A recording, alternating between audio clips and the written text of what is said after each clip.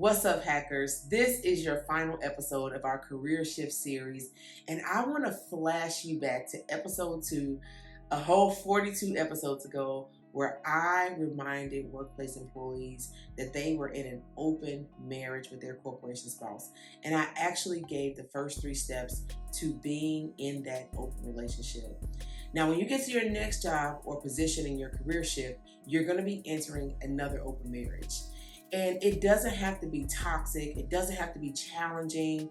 It doesn't have to be a compromising relationship. All these things describe an entanglement. That's not what we want for you here at the 5-Minute Career Hack. But if it does become an entanglement, you are then dissatisfied. And sometimes we struggle to figure out if we want to change the relationship with our job or if we want to change the relationship with our career. So as usual, I'm going to invite everyone today to think deeper to avoid this mentality with your current or your future employer. By the end of this episode, you should be ready to choose between 2 career shifts. That is going to be whether to move to a different open marriage or to just simply make a shift in your mindset about what your assignment truly is at your current job. How should you be managing that relationship with your corporation spouse? And my hope and prayer is that you leave this episode with perspective so you don't have to abruptly deploy, quiet quitting, or feel the need to bless the internet with your great resignation because you were all in your feelings. So let's get right to the hacks. I'm going to give you 4 hacks on relationship management in your open marriage. Number 1, be clear.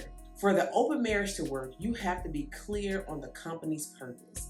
If you are working at a for-profit organization, the company's goal is to make money, and you are being paid to make the company money. That's that on that. If you're working for a nonprofit organization, find out what that mission is or the goal of service is, and make sure that you are clear on it.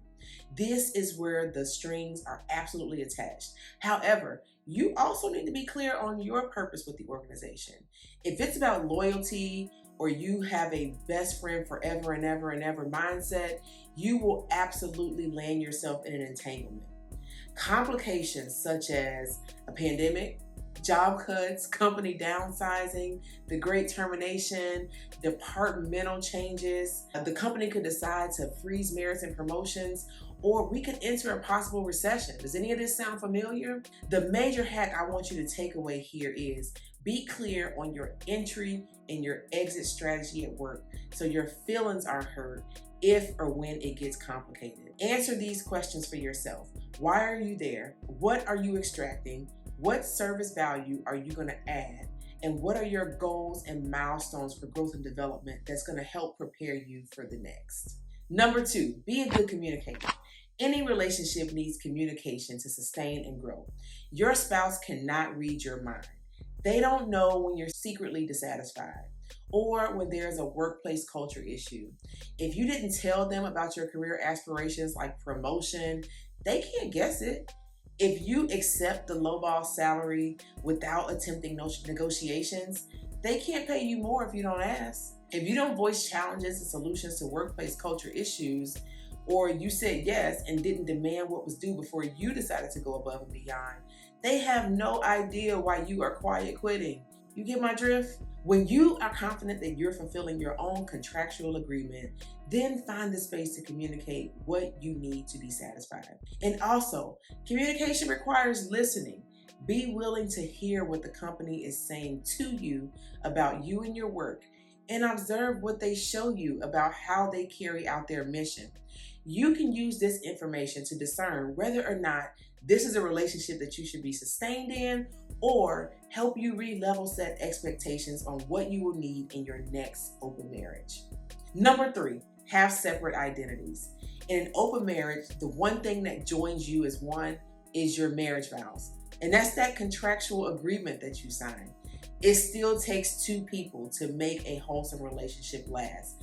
And it is so important that you have a life outside of your spouse. It's actually critical to the life or death of the entire relationship. So date yourself and date others. Turn your open to work feature on your LinkedIn profile so you can be open to interviewing and networking with other organizations.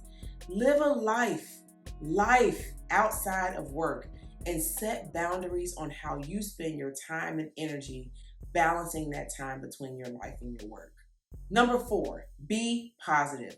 Now, I didn't say be naive or accept toxicity in a workplace or to even stay in a place that undervalues your skills and humanity. I'm saying you have to stay positive with yourself. Positivity is attractive. And when you practice staying positive with yourself, gratitude, being kind to others, pouring into the development of yourself and others, you are attracting what is your birthright.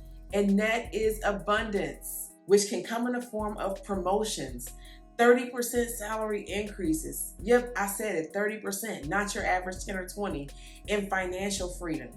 Fixating on the positive and not always the negative will help you remove those blinders and position you to see your future differently in that relationship. But it's even bigger than this marriage.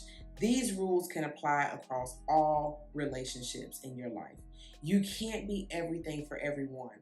And to put it into career context, your job can't be everything you need. So this is really about you managing your expectations and making sure the shift happens in your mind before you change where you are. As Jamila Brown always reminds us, corporate America is not a person. So you always need to be at the head of your priorities in your relationship. When you prioritize yourself, you have room to nurture your gifts so you can be in overflow and share and serve others the way that you were truly born to do. Love y'all and be well.